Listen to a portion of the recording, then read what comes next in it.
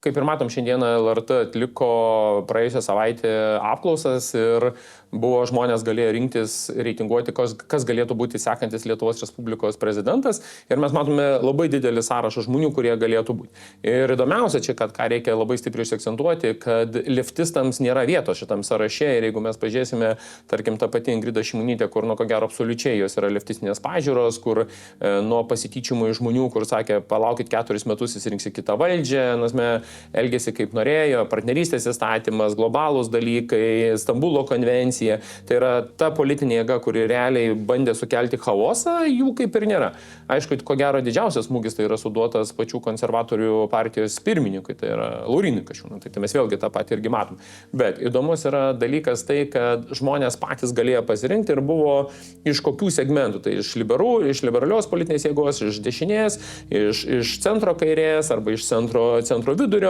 Ir tie, manau, reitingai labai daug ką parodo, kad Lietuvoje tie asmenys, kurie bandė ir organizavo perversmą ateinančius praėjusius metus ir ateinančius metus be kita ko darys, dabar mes jau girdim grasinimus dėl LRT, kad susirinks prie Seimo, kad maždaug čia langus daužysim, ugnį kūrensim, čia mes pasimsim demokratiją, žodžio laisvę, tai žmonės suprato, kad jie kovojo ne dėl žodžio laisvės. Jie suprato, kad tie asmenys, kurie čia buvo rodomi kaip pirmi asmenys, jie realiai gynė savo draugų lovį, jie gynė savo pažįstamų iš tikrųjų ratą. Ir kitas be kita ko labai įdomus dalykas, kad tame sąraše neatsirado naujų pavardžių, kurios realiai nebuvo politikoje ir žmonės, kurių nemato. Tai iš esmės man tai yra keistas.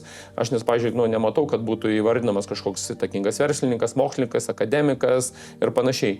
Tai rodo, kad žmonių nuomonė ir pozicija apie politikus keičiasi ir vėlgi tai yra ženklas ateinantiems politikams, kaip jie turėtų dirbti. Kitas yra vėlgi įdomus dalykas, tai yra valdančioji koalicija.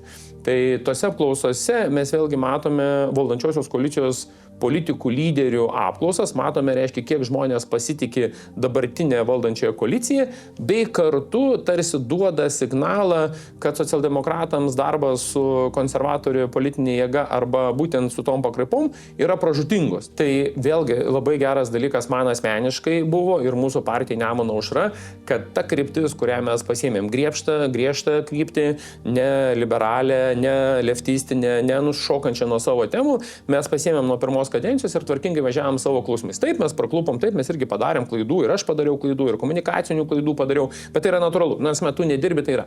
Bet tai yra signalas, kad toliau Nemuno aušra ir Žemaitaitis turi akcentuotis dėl būtent tautinių pagrindų. Tai yra faktas, kad mūsų valstybinė kalba tai yra numeris 1, kad pagarba lietuvybei, kultūrai, tradicijam irgi turi būti girdina, kad ne migracija, kuri migracija yra betodariška, kas nori tas važiuoja, kas nori tas daro, kuris buvo prie Ingridos Šimonytės tas visas chaosas valstybei, kuris susivirė ir jis tebeverda iki pat dabar, tai vėlgi žmonės tą labai aiškiai pasakė ir plus aiškiai žmonės pamatė, kad puolimas mūsų Nemuno aušros už mūsų atliekamus darbus, tai yra daugiau keršto akcija prieš mumis. Tai aš manau, kad dar labiau mes stiprėjom, dar labiau ir aš pats esmė turiu irgi aišku stebėti, kad nepridaryčiau dar daugiau klaidų, turi girdėti, ką visuomenė, ką žmonės kalba ir Nemuno aušra visa kaip politinė jėga turi važiuoti. Ar mums pavyks tokį tempą išlaikyti?